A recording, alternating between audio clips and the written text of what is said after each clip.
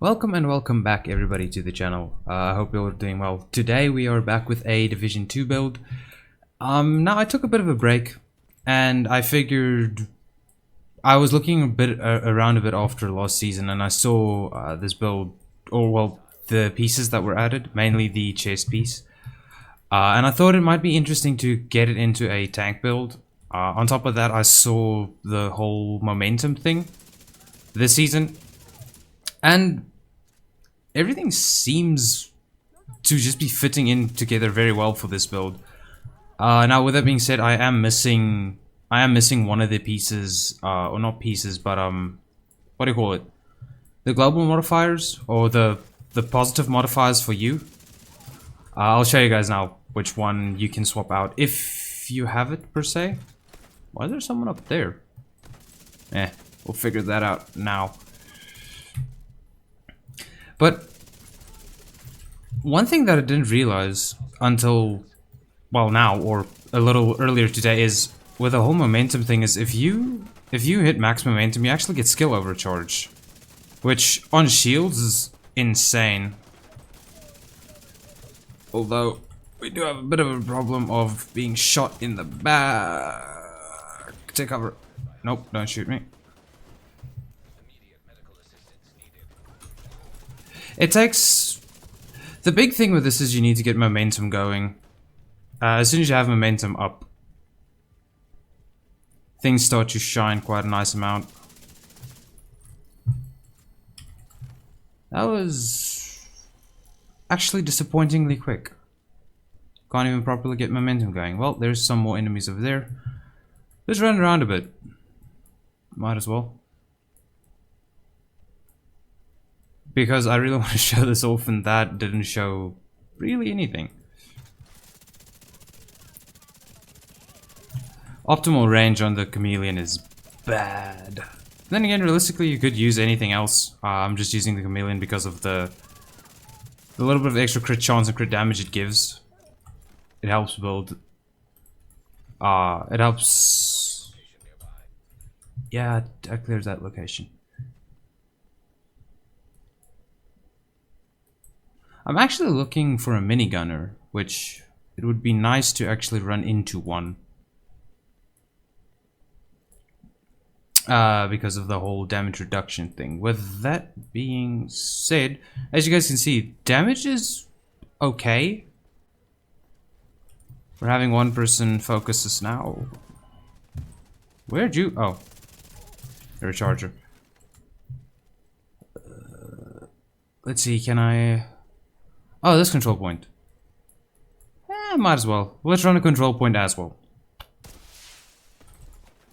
Excuse you?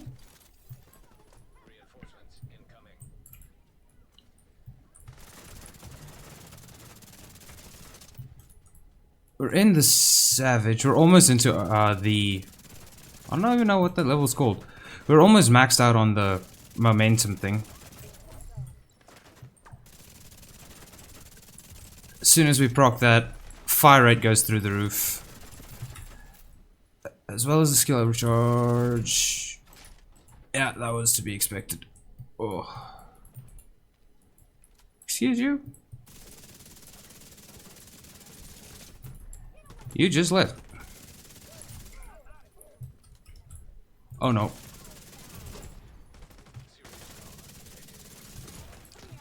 I'm dead. Oh, damn. That was unexpected. Well, I mean, I was pushed up way too far there. Luckily, we have these guys already on their way, so not that big of a loss. Wait, what are you guys doing? Returning? Returning with components. Of course, we're getting more than one thing going. Oh wait, you keep your momentum after you die. I didn't realize that. It's not that big a deal then.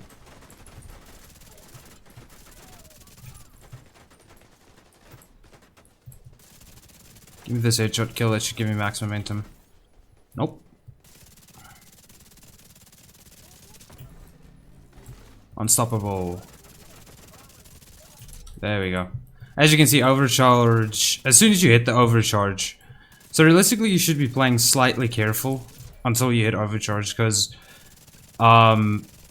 if I'm not mistaken, it just keeps overcharge active. So there's no cooldown or anything. You just, as long as you're at max momentum, shield overcharge is there. And with this build, as you can see, the shield's essentially invincible. You, on the other hand, are not quite invincible. But I struggle to get the build to a point where it's actually dealing enough damage to where it's usable, but also survivable enough to where, yeah, you can just kind of chill, run around.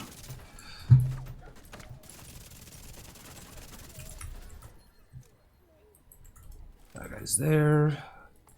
Something was thrown. Since when do you guys come from back here? You usually come from the... Oh, well, I usually enter from this side, so I'm usually sitting this in this area. Let's pop your thing so that both of you guys are stunned.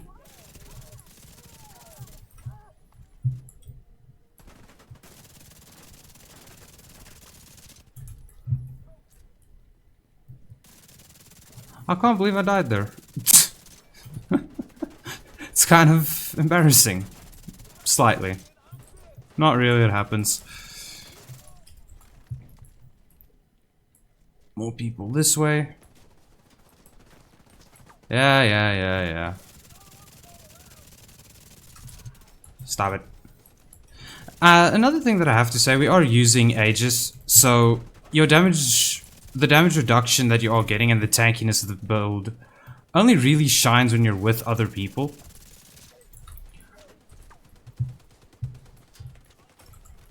With that said, it's not necessary to be with other people, as you guys can see. The damage is there, and as soon as you hit your unstoppable, the only thing that really messes you up after that point is being disorientated. Gotta say, that's probably one of my least favorite status effects in the game to have applied to me.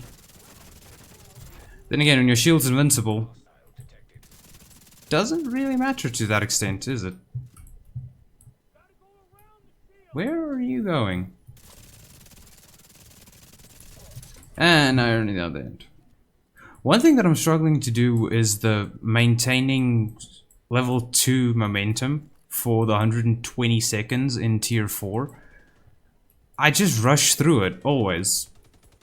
I can't remember the last time where I was stage 2. It's taking a lot of effort to actually accumulate stage 2 and a lot of focus to not completely rush over it.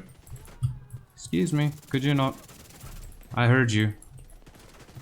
I hear you running. Clopping around, but you should be up top there. There are you and...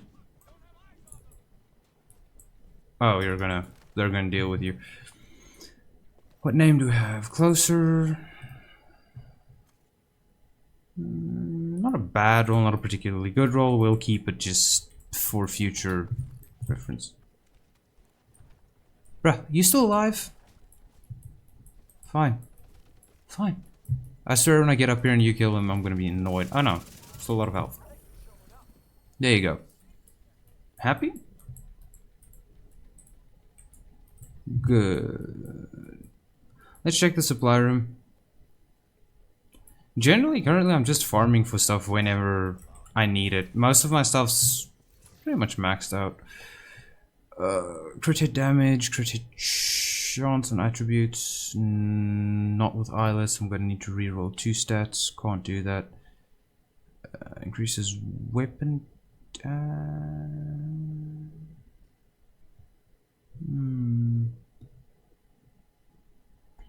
Damaging enemies with skills increases weapon damage. It's more of a healing thing. Rifle damage to health. That's a very low roll. It's going to take too much time. Well, not time, resources to get that in. Okay, let's pop over to here, the White House, and we can go over the build. It is unfathomably hot.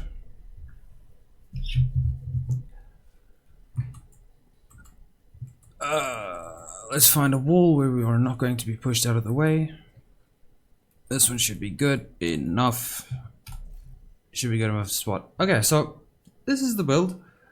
I'll go through the variations that I've tried with you guys, but initially I ended up here, so just the quick overview of the build. We are running Technician skill tree, Artificer Hive for the Artificer Hive, and the one skill tier.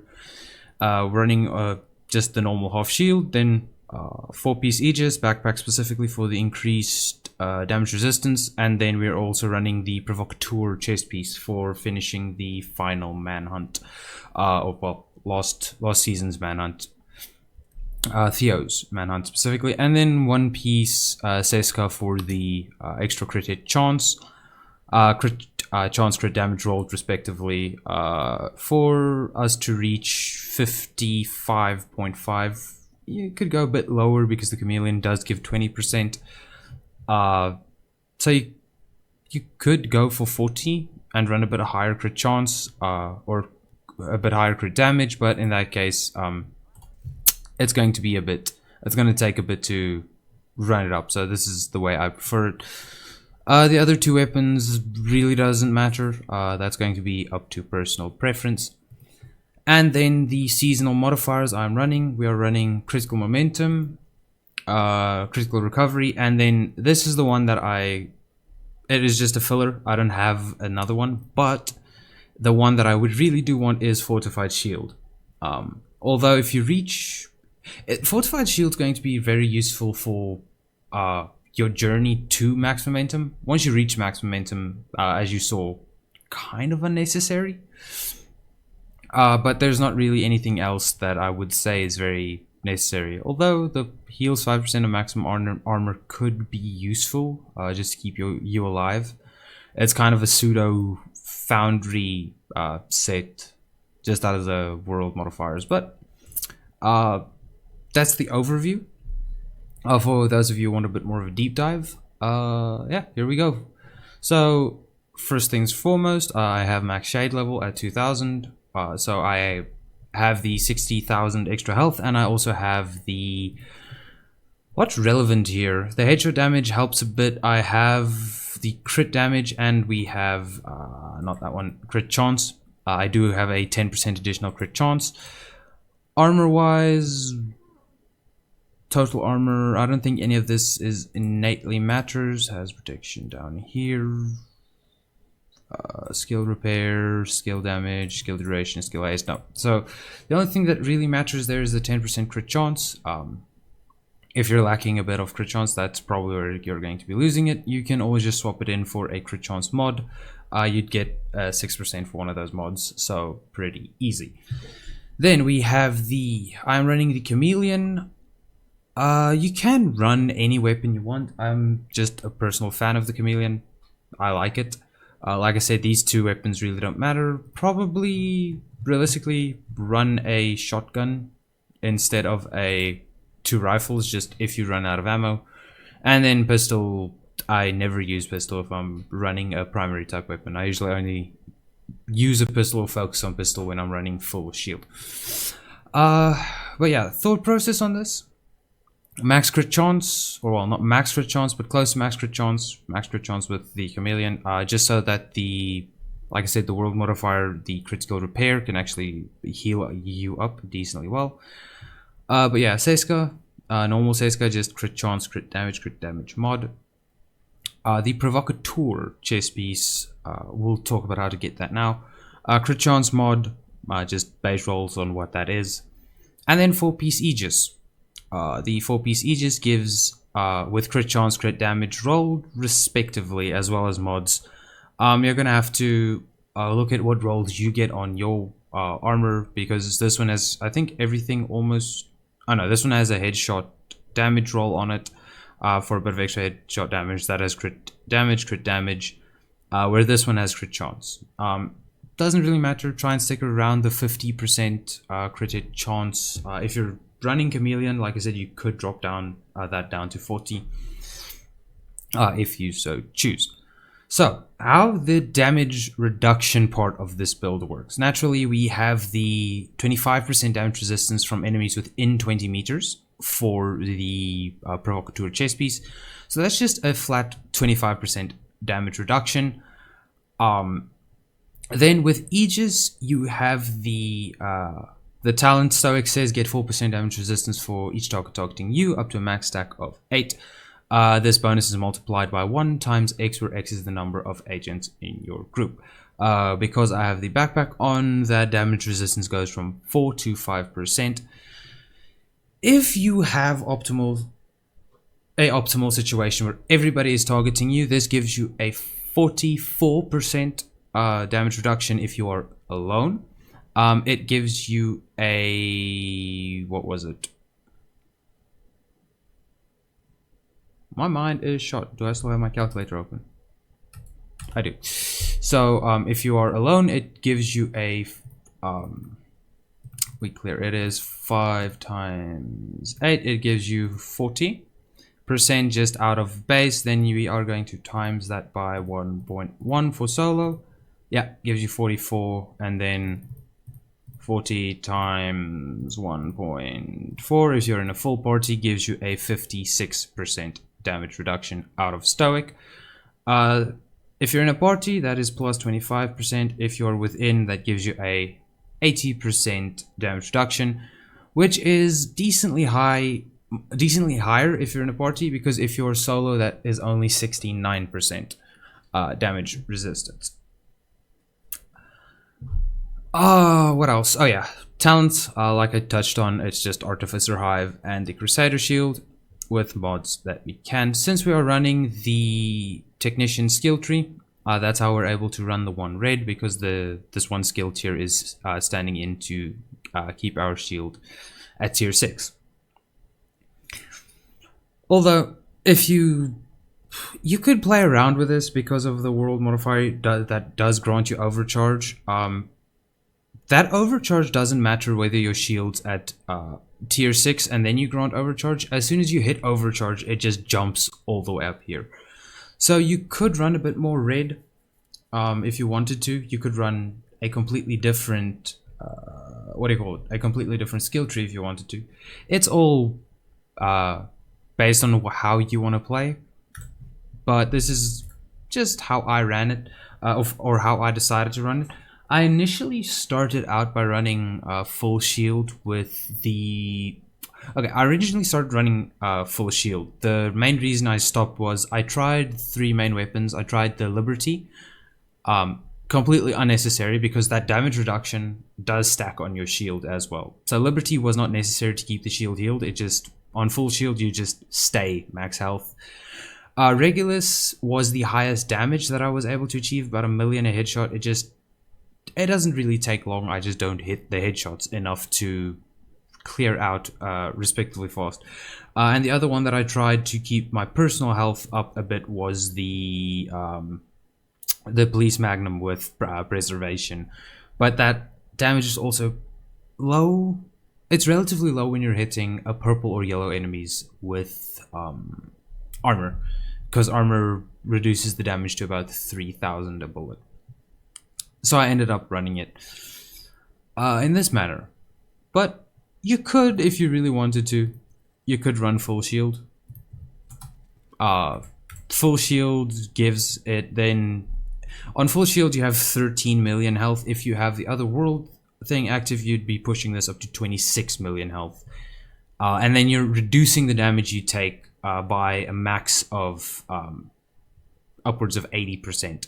So you're just not taking damage. Very good tank build for group play. Solo play, however, half shield. I highly recommend half shield. And yeah, I think that's pretty much everything that I have here. I touched on everything. Oh yeah, if you're wondering how to get the Provocateur, pretty simple. If you open your map and you go to Manhunt, you can go Legacy Manhunt and scroll all the way down to Theo Parnell's Manhunt, and just say select hold to accept. It doesn't show you that. it'll fast travel you to the Air and Space Museum. Is there in Space Museum? Space Administration HQ, sorry. Alternatively, if you want to get to it, you can just come to Space Administration HQ. It's right up here on the map.